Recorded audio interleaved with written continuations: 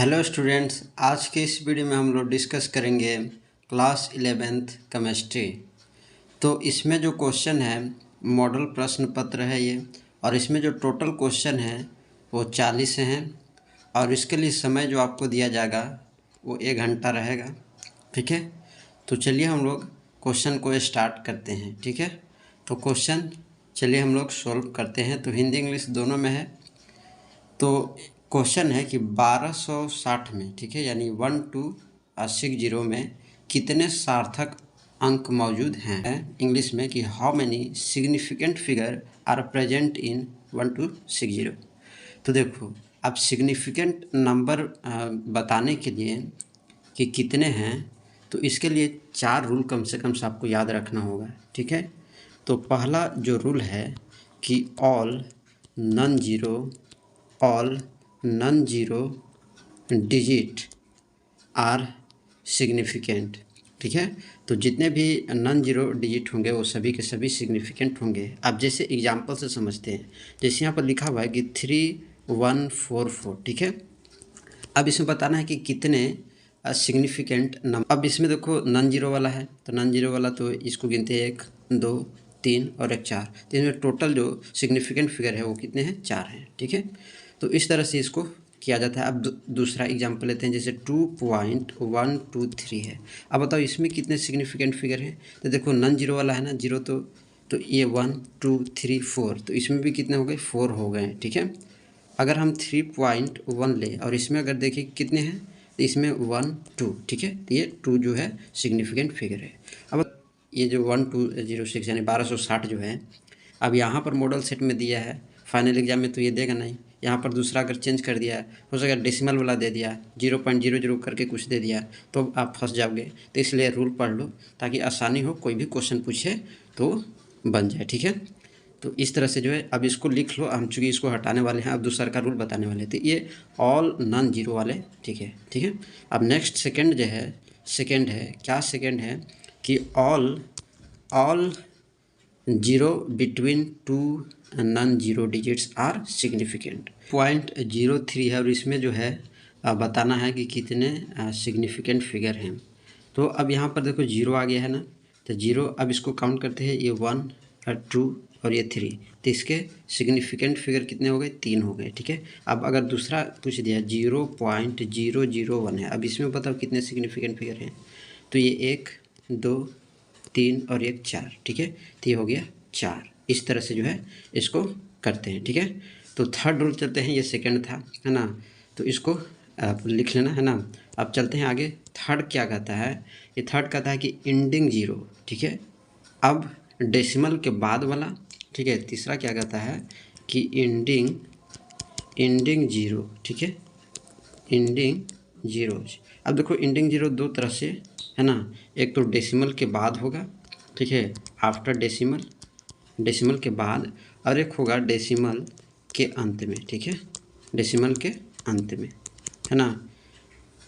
ठीक है, अब इसको एग्जांपल से समझते हैं। अब जैसे 2.04 है, ठीक है, जीरो तो एंडिंग है, ठीक है, और पॉइंट के बाद है, तो ये भी काउंट होगा। ठीक है, तो ये 1 2 और ये 3 होगा, तो ये कितने सिग्निफिकेंट फिगर हो गए, 3 हो गए। ठीक है, अब अनदर एग्जांपल लेते हैं, जैसे 0.001 है। ठीक है, अब ये देखो, ये तो काउंट होगा, यहाँ पर 1 नहीं है, 0 है ना, और ये भी काउंट होगा, क्यों, चूँकि इंड में है और डेसिमल के बाद है। तो एक ये हो गया और एक ये हो गया। अब बताओ ये भी तो गिनाएगा, तो ये भी गिनाएगा, तो ये भी गिनाएगा, तो 1 2 3 और ये 4 हो जाएगा। तो ये जो है 4 हो गया इसका आंसर। ठीक है, अब एक और एग्जांपल लेते हैं। अब जैसे यहाँ पर है कि 2.3 और 0 है। अब बताओ इसमें सिग्निफिकेंट फिगर कितने हैं, तो ये 1 हो गया और एक 2। बताओ ये एंडिंग है तो ये होगा, और एंडिंग है और डेसिमल के बाद है तो ये होगा, और इसके बीच में है तो ये भी काउंट होगा। ठीक है, तो 1 2 3 4, इसमें 4 हो गए। ठीक है, तो ये है थर्ड रूल। ठीक है, तो अब आगे चलते हैं, फोर्थ रूल देखते हैं। ठीक है, अब फोर्थ रूल है कि इनिशियल जीरो। ठीक है, इनिशियल जीरो, फोर्थ रूल में कहता है इनिशियल जीरो। ठीक है, यानी प्रारंभिक जीरो। अब जैसे 0.0042 है। अब बताओ इसमें कितने हैं। अब देखो ये जो इनिशियल है ना, तो इनिशियल ये है, तो ये काउंट नहीं होगा, ठीक है, ये काउंट नहीं होगा, बस ये और ये होगा। इसके कितने सिग्निफिकेंट फिगर हो गए, तो 2 हो गए। अब बताना 0.1020 है। अब इसका बताओ सिग्निफिकेंट फिगर कितना होगा, तो देखो ये तो काउंट नहीं होगा चूँकि इनिशियल 0 है, ठीक है। अब ये 1 2 3 और ये 4, तो इसमें हो गया 4, ठीक है। अब समझ में आ गया होगा। एक और मैं बता देता हूँ जो आपको एग्जाम के दृष्टिकोण से बहुत ही महत्वपूर्ण है, ठीक है। तो पांचवा रूल है पावर ऑफ 10, ठीक है, पावर ऑफ 10 के रूल से भी रिलेटेड अगर पूछ दिया एग्जाम में तब आप क्या करोगे, तो चिंता मत करो जी, अब इसको समझ लो, है ना। ये पावर ऑफ 10 हो तो क्या करना है, तो 2.4 × 10⁻⁴ है 6, ठीक है। अभी देखो ये जो पावर वाला है ये काउंट नहीं होगा, ठीक है। तो इसमें कितने सिग्निफिकेंट फिगर हो गए, तो 1 ये और ये 2, तो इसमें टोटल हो गए 2, ठीक है। अब बताओ 3.0 है और इंटू 10⁻⁷ है, ठीक है, 10⁻⁷ है, तो ये वाला तो काउंट नहीं होगा, ये होगा और ये होगा, ठीक है ना। तो इसमें कितने हो जाएंगे, इसमें भी 2 हो जाएंगे। तो इस तरह से जो है इसको आप याद रखना। हाँ, अगर पाई पूछ दिया तो, अब पाई पूछ दिया, पाई का मान कितना 22/7 है, ठीक है। अब इसमें सिग्निफिकेंट फिगर तो इसमें से कहाँ से फाइंड होगा, ये तो कांस्टेंट है, तो कांस्टेंट का सिग्निफिकेंट फिगर नहीं होता है, ठीक है, ये भी आप याद रखना। ओके, आगे चलते हैं क्वेश्चन नंबर 2 को, ठीक है। अब आपको समझ में आ रहा होगा, जितना आप पढ़े होंगे सब रिवीजन इसमें हो जाएगा, ठीक है। और इस तरह के क्वेश्चन से रिलेटेड और भी क्वेश्चन जितने पूछे जाएंगे वो भी मैंने आपको बता दिया, ठीक है। तो वीडियो लेट से है कोई बात नहीं है, लेकिन डिटेल से है, ठीक है, तो इसको आप ध्यान में रखना, ठीक है। अब आगे चलते हैं, क्वेश्चन नंबर 2 पढ़ते हैं। करेक्ट यौगिक CH3COOH का मूलानुपाती सूत्र है, क्या है। इसका इंग्लिश क्वेश्चन है कि the empirical formula of compound CH3COOH, ठीक है। तो इसका बताना है इम्पिरिकल फार्मूला क्या होता है। तो दोस्तों आपको पता होगा कि इम्पिरिकल फार्मूला और आपका होता है मॉलिक्यूलर फार्मूला, 2 तरह के, इसको आपको जानना चाहिए, ठीक है। देखो इम्पिरिकल फार्मूला होता है कि simplest whole number ratio of atom in a compound, ठीक है। और इसका मॉलिक्यूलर फार्मूला होता है the number of each type of atom in a molecule, ठीक है। अब कितने है नंबर, ठीक है, एटम का कितने नंबर है उस मॉलिक्यूल में, तो उसको जो है इसमें देखा जाता है। अब बताना यहाँ पर कि CH3COOH है, ठीक है ना। अब बताओ C कार्बन कितने हैं, तो एक यहाँ पर है और एक यहाँ पर है, तो टोटल कार्बन ऑफ नंबर 2 हो गए। बताओ हाइड्रोजन कितने हैं, हाइड्रोजन यहाँ पर 3 है, यहाँ पर एक, तो ये हो गया 4। ऑक्सीजन कितने हैं, 2 हैं। अब इसका रेशियो देखोगे तो ये 1 है ना, इसका 1 हो जाएगा, और इसका कितना हो जाएगा, हाइड्रोजन के 2 हो जाएगा। कार्बन के 1 हो गया, हाइड्रोजन के 2 हो गया और ऑक्सीजन के 1 हो गया। तो इसका क्या हो गया कि CH2O, ठीक है। तो ये इसका हो गया इम्पिरिकल फार्मूला, ठीक है, और ये इसका हो गया मॉलिक्यूलर फार्मूला, ठीक है। तो कौन सा ऑप्शन होगा, CH2O। अब देखते हैं कौन सा ऑप्शन है, ठीक है। तो इसका सही ऑप्शन हो जाएगा ऑप्शन डी, ठीक है। और एक बात और इसमें बताना ही भूल गए कि इसका ऑप्शन कौन होगा, फर्स्ट क्वेश्चन का है ना। तो देखो अब 1260 है ना, तो 1260, तो अब इसका काउंट कैसे होगा, तो इसका सिग्निफिकेंट फिगर काउंट होगा कि ये 1 है और ये 2 है और ये 3 है, अंत में 0 वाला का काउंट नहीं होता है, तो इसका सही आंसर हो जाएगा 3, ठीक है।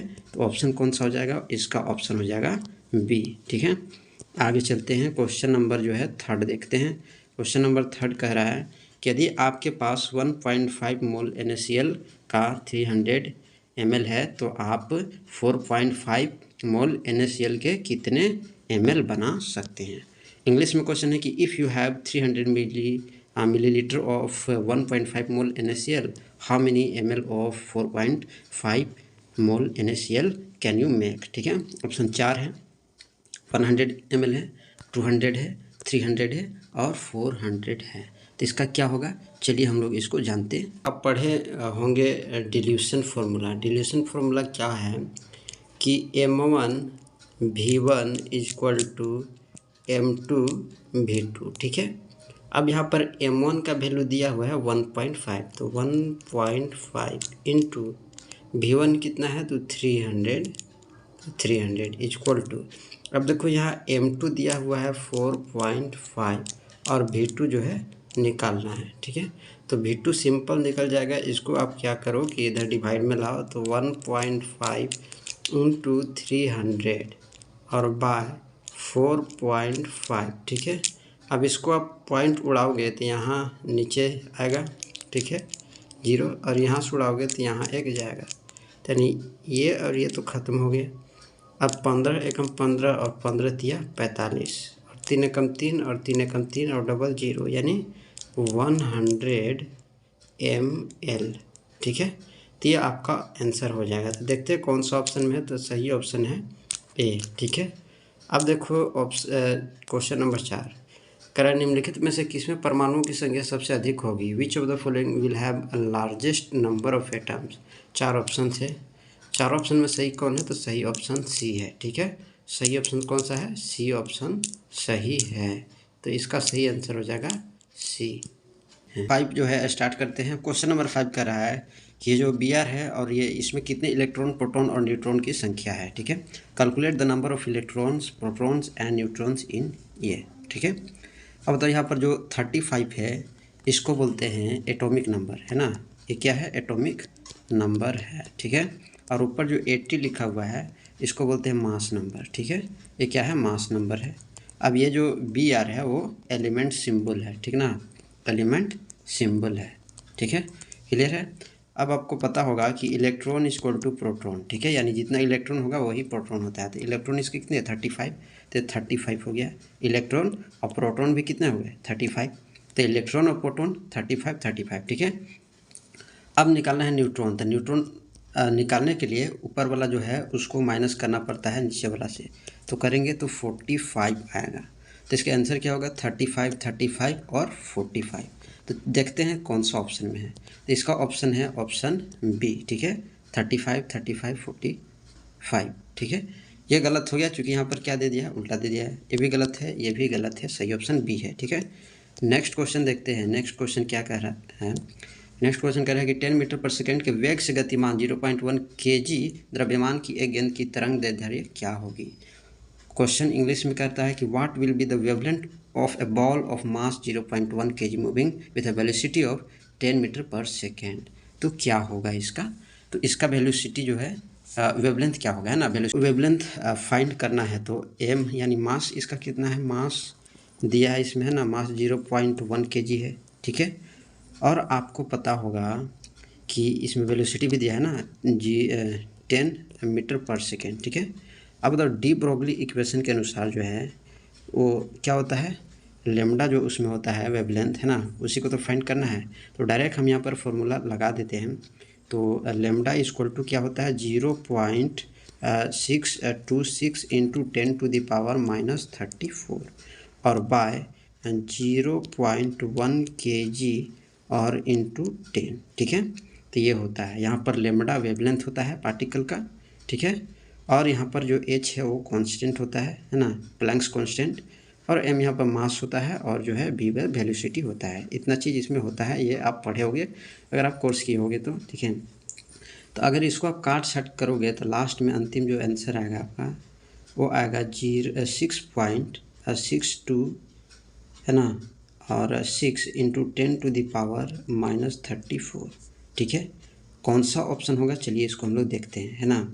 तो ऑप्शन ये जो है इसमें जो ये है ना डी सही है, सही है। तो डी ऑप्शन हमारा सही हो जाएगा, ठीक है। नेक्स्ट क्वेश्चन देखते हैं कि हाइड्रोजन में स्पेक्ट्रम में विद्युत चुंबकीय स्पेक्ट्रम के हास्य क्षेत्र में दिखाई देने वाली रेखाओं की श्रेणी है। क्या है इसका इंग्लिश क्वेश्चन? तो इंग्लिश क्वेश्चन है इसका the series of line in the hydrogen spectrum which appear in the visible region of electromagnetic spectrum, ठीक है। तो आप बताना कि आप पढ़े होंगे कि बाल्मर सीरीज क्या होता है, पीफन सीरीज क्या है, पास्सन सीरीज क्या है, लाइमन सीरीज क्या है। तो देखो इसका ऑप्शन सी सही है, बाल्मर सीरीज, ठीक है। अब क्यों? क्योंकि all of the wavelength in the Balmer series are in the visible region of the electromagnetic spectrum 400 nm to 740 nm, ठीक है। तो इसलिए जो है इसका ऑप्शन सी बाल्मर सीरीज हो जाएगा, ठीक है। नेक्स्ट क्वेश्चन है। नेक्स्ट क्वेश्चन क्या कहता है? नेक्स्ट क्वेश्चन कहता है कि निम्नलिखित में से कौन सी क्वांटम संख्या कक्षक के त्रिविमीय आकार को परिभाषित करती है। ठीक है, इंग्लिश क्वेश्चन क्या कहता है, इंग्लिश क्वेश्चन कहता है कि विच of the following quantum number defines the 3 dimensional shape of orbital. ठीक है, तो ऑर्बिटल में 3 डायमेंशनल शेप पर कौन सा क्वांटम नंबर जो है वो डिफाइन करता है। तो दोस्तों आपको पता है वो क्वांटम नंबर 4 तरह के होते हैं। ठीक है, क्वांटम नंबर 4 तरह के होते हैं। तो पहला n, l, m और s।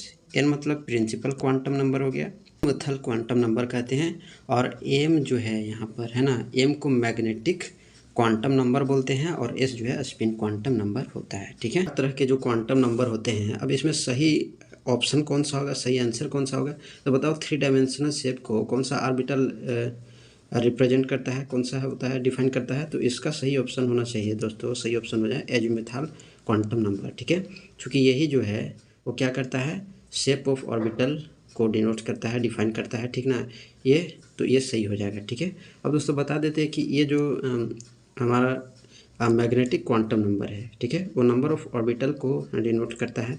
ठीक ना, तो आप पढ़े होगे तो आपको याद होगा, है ना। तो इस तरह से जो है इसको ये डिनोट करता है। अब बता देते हैं कि स्पिन क्वांटम नंबर जो है, स्पिन क्वांटम नंबर, ठीक है, वो डिनोट करता है, डिफाइन करता है इलेक्ट्रॉन रोटेट अबाउट इट्स। ठीक है, तो इलेक्ट्रॉन के रोटेट होने को डिफाइन करता है ना। तो इस तरह से जो है ये हो गया। तो इसका सही ऑप्शन बी होना चाहिए एजीमुथल क्वांटम नंबर। ठीक है, तो नेक्स्ट क्वेश्चन देखते हैं। नेक्स्ट क्वेश्चन क्या है कि नेक्स्ट क्वेश्चन कह रहा है कि मुख्य क्वांटम संख्या n=3 है, संबंधित कक्षकों की कुल संख्या क्या होगी।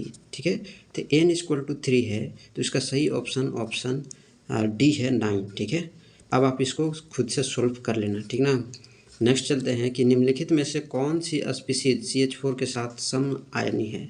विच of the following species is iso electric with CH4। तो दोस्तों आइसो इलेक्ट्रिक जो होता है ये having the same number of electron and the same electron configuration. तो इलेक्ट्रॉन इसके कॉन्फ़िगरेशन सेम होता है ना, और नंबर ऑफ इलेक्ट्रॉन दोनों इसके सेम होते हैं, यानी नंबर ऑफ इलेक्ट्रॉन सेम होते हैं और इलेक्ट्रॉनिक कॉन्फ़िगरेशन यानी इलेक्ट्रॉन कॉन्फ़िगरेशन जो होता है वो सेम होता है। ठीक है, अब यहाँ पर बताना कि कौन सा ऑप्शन हो जाएगा, सोडियम, आर्गन, नियॉन या मैग्नीशियम।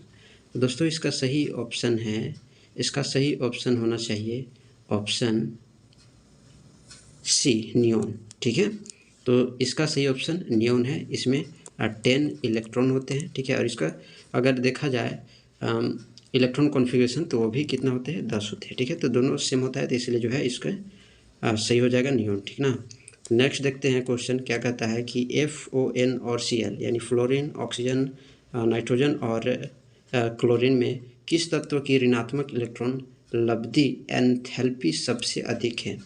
करें कि out of fluorine, oxygen, nitrogen and Cl which element have highest negative electron gain enthalpy. ठीक है, तो मैं आपको बता दूं कि क्लोरीन जो है ना, chlorine the maximum electron gain enthalpy. ठीक है, अब बता देते हैं कि हाइड्रोजन जो होता है, ठीक है, hydrogen have the highest electron gain enthalpy.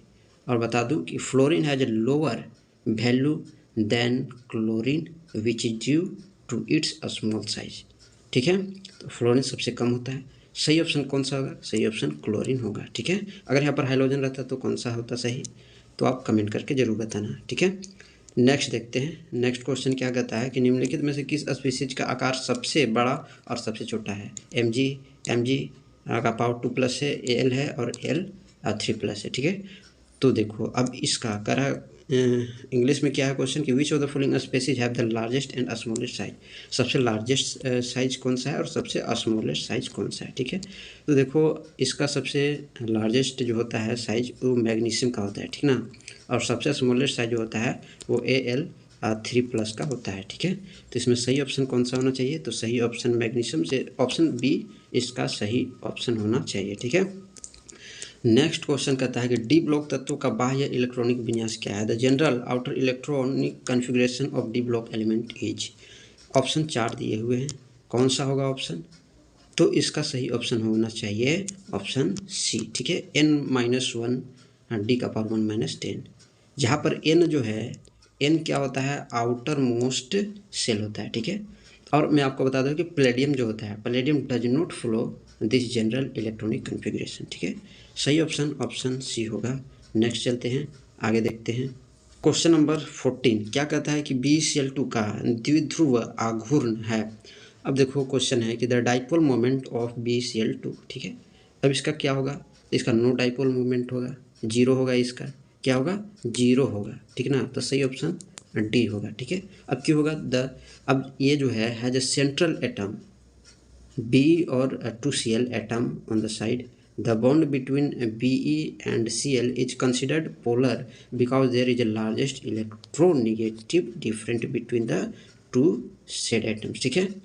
तो द मोलिक्यूल जो होता है BeCl2 has the no dipole moment. अब क्यों, चूँकि the molecule geometry is linear, ठीक है, तो लीनियर होता है इसलिए, ठीक है। नेक्स्ट क्वेश्चन देखते हैं। नेक्स्ट क्वेश्चन क्या कहता है, नेक्स्ट क्वेश्चन कर रहा है कि O2 का आबंध कोटि है, ठीक ना। O2 का क्या है, आबंध कोटि है। The bond order of O2 is, क्या होगा, O2 का बॉन्ड ऑर्डर कितना होगा, 2 होगा। ऑक्सीजन का कितना होता है, 2 होता है, सिंपल, ठीक है। तो इसका सही ऑप्शन कौन सा हो जाएगा, ऑप्शन इसका बी हो जाएगा सही, ठीक ना। आगे चलते हैं।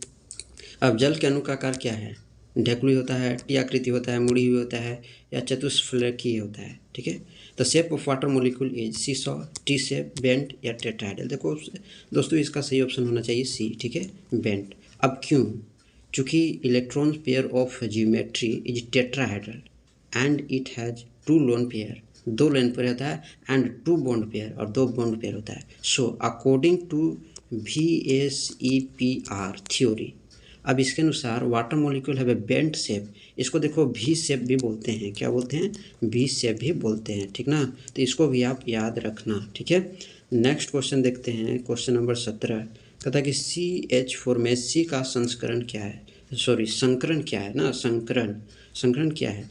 What is the hybridisation of C in CH4, ठीक है। तो क्या होगा इसका, तो इसका देखो होना चाहिए ऑप्शन sp3, है ना, डिहाइब्रिडाइजेशन। क्यों, क्योंकि it has a perfect tetrahedral geometry, तो इसलिए जो है ऑप्शन इसका सी सही हो जाएगा, ठीक है। नेक्स्ट क्वेश्चन देखते हैं कि सभी तत्वों की एंथैल्पी उनकी संदर्भ अवस्था में होती है, ठीक है। करा कि the enthalpies of all elements in their standard states are, क्या होता है, यूनिटी होता है, 0 या लेस देन 0 या डिफरेंट फॉर ईच एलिमेंट, ठीक ना। इसका सही ऑप्शन क्या होगा, तो देखो इसका सही ऑप्शन होगा 0। अब क्यों होगा, तो all element in their standard states are 0। अब जैसे ऑक्सीजन गैस हो गया, सॉलिड कार्बन हो गया है ना, solid carbon in the form of graphite. Next question देखते हैं, ठीक ना। नेक्स्ट क्वेश्चन कह रहा है कि एक प्रक्रम के समतापी परिस्थितियों में होने के लिए सही स्थिति यह है, क्या है, for the process to occur under isothermal condition the correct condition is, क्या होगा, Q इक्वल टू 0 या ये 4 ऑप्शन से 4 ऑप्शन में कौन होगा, ठीक है। तो देखो इसका ऑप्शन होना चाहिए सी। अब क्यों होना चाहिए, क्योंकि N isothermal process is a thermodynamic process in which the temperature of A system remains constant, क्या होता है, कांस्टेंट होता है। तो टेम्परेचर इसमें कांस्टेंट होता है, तो ये जो है ये सही होगा ऑप्शन सी, ठीक है। ये नहीं होगा, ये नहीं होगा, ये नहीं होगा, ठीक ना। नेक्स्ट चलते हैं क्वेश्चन नंबर 20। करा क्या अभिक्रिया 2Cl गिव्स Cl2 के लिए ये जो है चिन्ह का क्रम है, क्या होगा इसका, for the reaction 2Cl Cl2 the sign of delta H and delta S are respectively, क्या होगा, डेल्टा H और डेल्टा S, ठीक है। तो इसका ऑप्शन देख लेते हैं।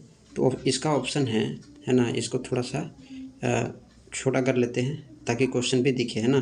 तो देखो इसका ऑप्शन देखो पॉजिटिव है, एक निगेटिव है, दोनों पॉजिटिव है, सॉरी दोनों नेगेटिव है, फिर दोनों पॉजिटिव है, और फिर एक निगेटिव है और एक पॉजिटिव है। तो इसका ऑप्शन क्या होगा, तो देखो इसका ऑप्शन होगा ऑप्शन बी, दोनों नेगेटिव होगा। क्यों होगा, क्योंकि डेल्टा H और डेल्टा S जो है नेगेटिव होगा।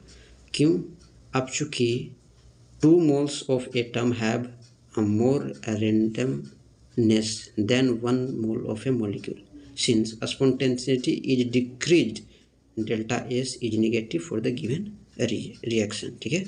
तो इस तरह से जो है इसको आप मान लेना ऑप्शन बी में, ठीक है ना। तो जो रिएक्शन जो दिया हुआ रहता है ना, वो रिप्रेजेंट करता है formation of chlorine molecule from chlorine atom. तो bond formation is taking place, ठीक है। तो वहाँ पर क्या करता है, बॉन्ड फॉर्मेशन टेक्स प्लेस हो जाता है।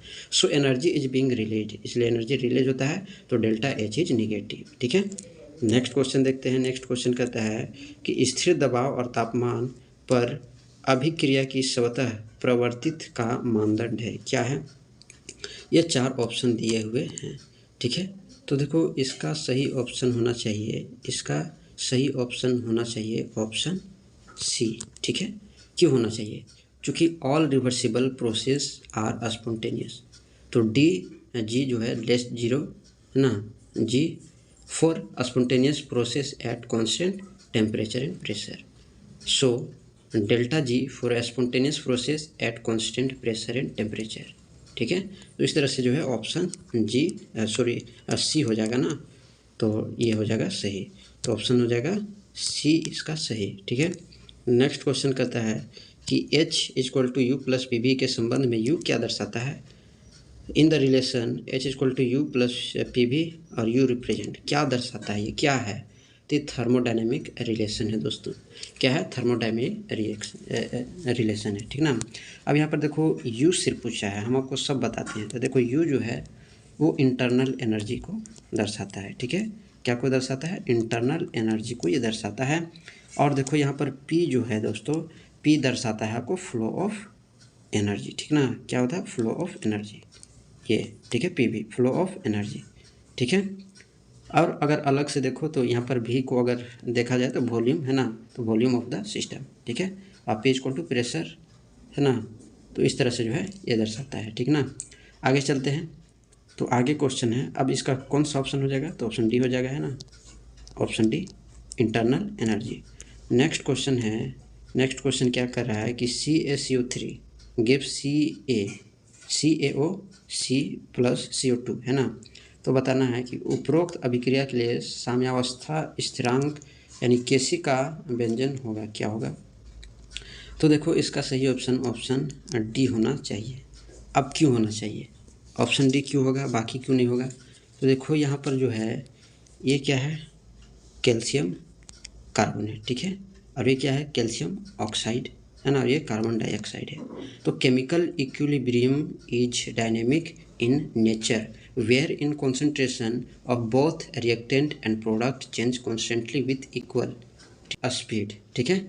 तो ये क्या हो जाएगा, देखो यहाँ पर Kc इक्वल टू CaO और CO2 और बाय CaCO3, ठीक है। अब for pure solid and liquid, तो यहाँ पर CaCO3 जो है equal to CO2 equal to unity, ठीक ना। तो सो Kc इक्वल टू क्या हो जाएगा, CO2। तो इस तरह से जो है इसका हो जाएगा ऑप्शन डी सही। नेक्स्ट क्वेश्चन कहता है, नेक्स्ट क्वेश्चन का H2O का संयुग्मी अम्ल होगा, the conjugate acid of H2O will be. 4 option दिए हुए हैं, कौन सा ऑप्शन इसका सही होगा। तो इसका ऑप्शन कौन सा होना चाहिए, तो the conjugate acid of H2O is H3O + 1, ठीक है। Adding 1 hydrogen ion increase the electrical charge on water bye 1, ठीक है। तो कौन सा ऑप्शन, ऑप्शन सी सही, ठीक है। नेक्स्ट क्वेश्चन कहता है कि पूर्व वियोजन मानते हुए 0.0001 m HCl बिलियन का pH ज्ञात कीजिए। तो दोस्तों ये क्वेश्चन हम आपके लिए छोड़ देते हैं, सही ऑप्शन कौन होगा। सही ऑप्शन देखो अगर देखा जाए 50-50 किया जाए तो 50-50 में तो ये दोनों इसी चला गया। अब ये दोनों में बताना कि कौन ऑप्शन सही होगा। 50-50 जो है लाइफलाइन यहाँ पर हम आपको बता दिए हैं, ठीक है। तो ये बताना कि दोनों में से कौन सही होगा, ठीक ना। pH वैल्यू क्या होगा इसका बताना, ठीक ना। तो ये आपके लिए है, छोड़ दिए हैं।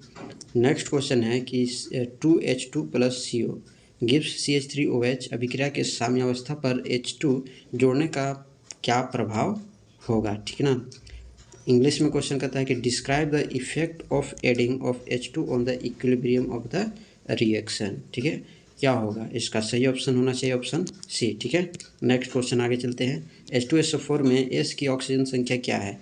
What is the oxidation state of in H2SO4? तो देखो दोस्तों, इसका सही ऑप्शन इसका होना चाहिए ऑप्शन डी +6। क्यों? चूँकि H2SO4 जो है molecule is neutral, so the charge will be balanced bye sulphur. ठीक है, तो इसलिए अगर इसको हम रखा जाए तो देखो 2 इंटू एच वाला है ना, तो 2 इंटू +1 और प्लस एस और प्लस 4 होगा ना, हाँ 4 और इंटू -2 = 0। अब इसका अगर वैल्यू निकालो तो क्या होगा? 2 + एस और -8 = 0।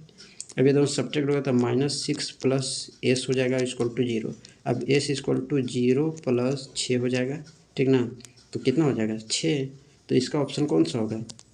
डी सही होगा। ठीक है, नेक्स्ट क्वेश्चन देखते हैं कि इनमें से कौन सा स्पीसीज असमानुपातन प्रवृत्ति नहीं दर्शाती है? विच of the following species does not show D proportion tendency? ठीक है, ये 4 ऑप्शंस दिए हुए हैं, तो इसका सही ऑप्शन डी होगा, Cl, है ना।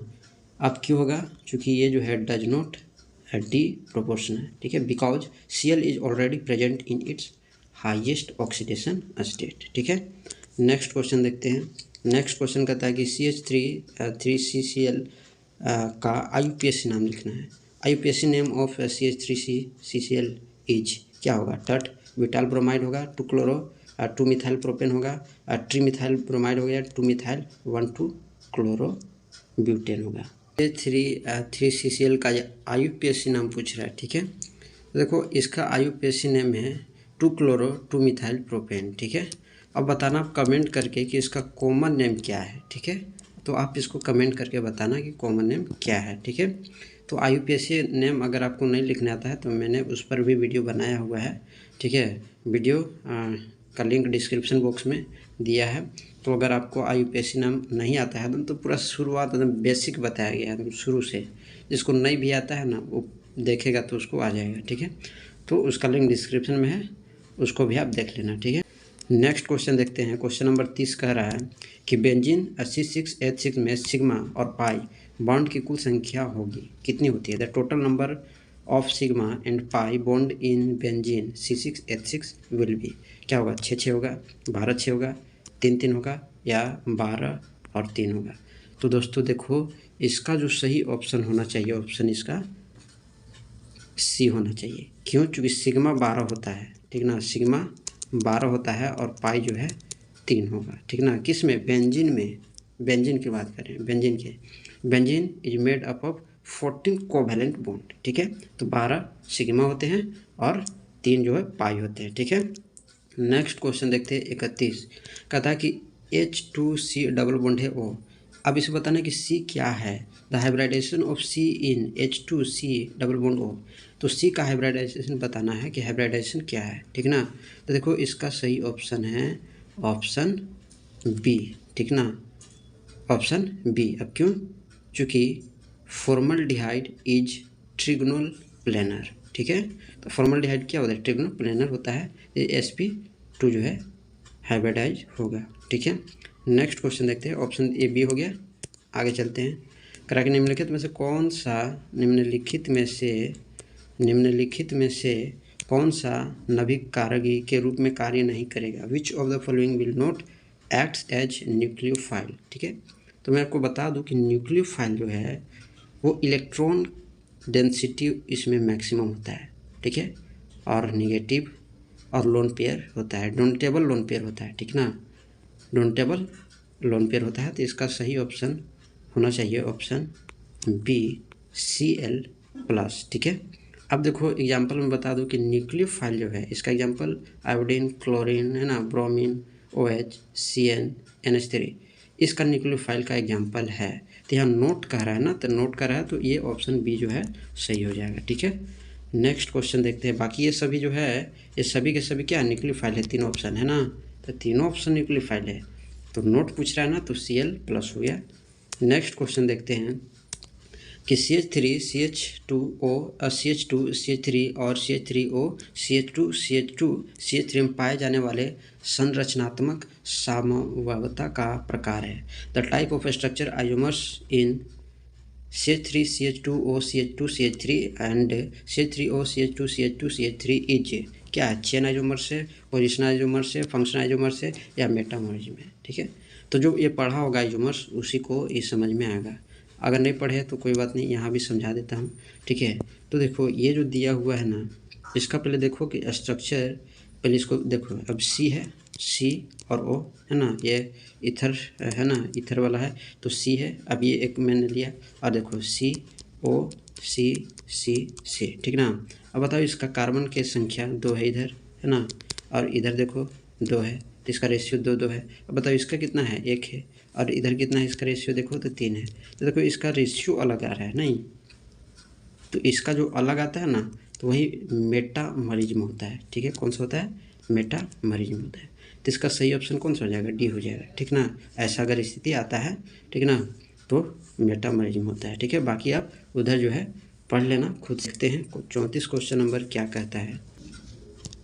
करा कि the substituent that can not be classified as electron withdrawing group a relative is hydrogen. क्या होगा? ये ऑप्शन 4 दिए हुए हैं। देखो दोस्तों, इसका सही ऑप्शन कौन सा होगा? तो सही ऑप्शन इसका होना चाहिए बी। ठीक है, नेक्स्ट क्वेश्चन देखते हैं। 35 कहता है कि CH3 double bond CH2 plus HBr gives ए। अब बताना है कि यहाँ पर ए जो है वो क्या होगा। तो देखो जब ये रिएक्शन करेगा, है ना, ये तो ये पहले बताओ कि ये क्या है। ये तो पहले प्रोपीन है ना, क्या है? प्रोपीन है। अब बताओ ये क्या है? HBr, तो हाइड्रोजन ब्रोमाइड है, हाइड्रोजन ब्रोमाइड है ना। और यहाँ जो बनेगा ना, देखो क्या बनेगा, तो CH3 CH और CH3 और ये ऊपर रहा Br। ठीक है, इसका नाम क्या है? तो 2 ब्रोमो प्रोपेन। क्या हो गया? 2 ब्रोमो प्रोपेन। ए है ना, प्रोपेन। तो इस तरह से जो है इसका होगा। तो देखते हैं कि 2 ब्रोमो प्रोपेन किस ऑप्शन में है। ठीक ना, तो देखते हैं। तो यहाँ देखो 2 ब्रोमो प्रोपेन फर्स्ट में ही है, तो इसका ऑप्शन फर्स्ट जो है सही हो जाएगा। ठीक है, नेक्स्ट क्वेश्चन देखते हैं। 36 क्या कहता है कि 3,3K पर मर्क्यूरिक सल्फेट, है ना, मर्क्यूरिक सल्फेट और तनु सल्फ्यूरिक अम्ल की उपस्थिति में एथाइन में जल के संयोजन से प्राप्त होता है।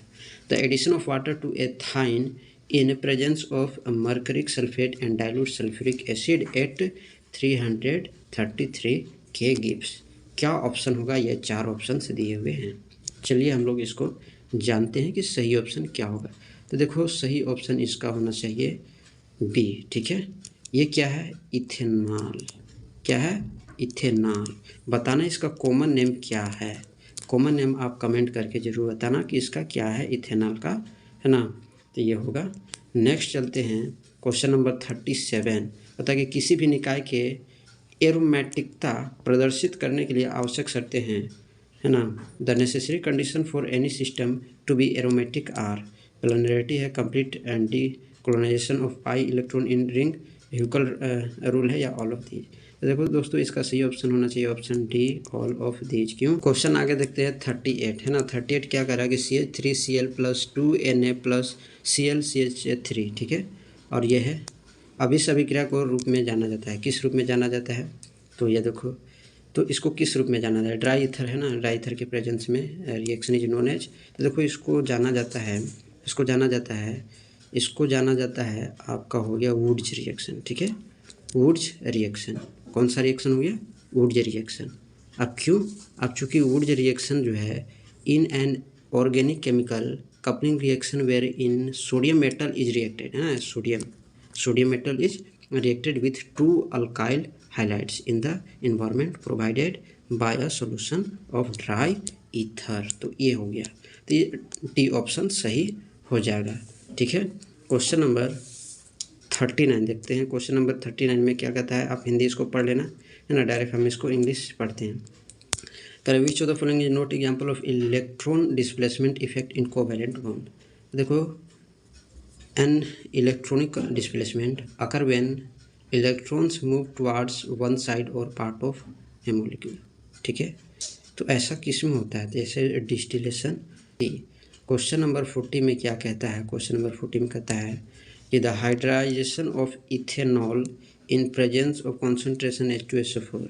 बताना H2SO4 क्या होगा, है ना। तो इसको प्रेजेंस में इसको किया गया है, तो यहाँ पर क्या आएगा उसको बताना है। C2H4 आएगा, C2H2 आएगा, C6H6 आएगा या C2H6 आएगा। तो इसका सही ऑप्शन ए है C2H4। तो इस तरह से जो है उसका होगा। यहाँ पर बनेगा क्या, तो देखो यहाँ पर बनेगा इथीन। क्या बनेगा, एथीन, है ना, एथीन। क्या बनेगा, एथीन। इसका IUPAC नाम एथीन है। बताना इसका कॉमन नेम क्या है, कमेंट में ज़रूर बताना, ठीक है।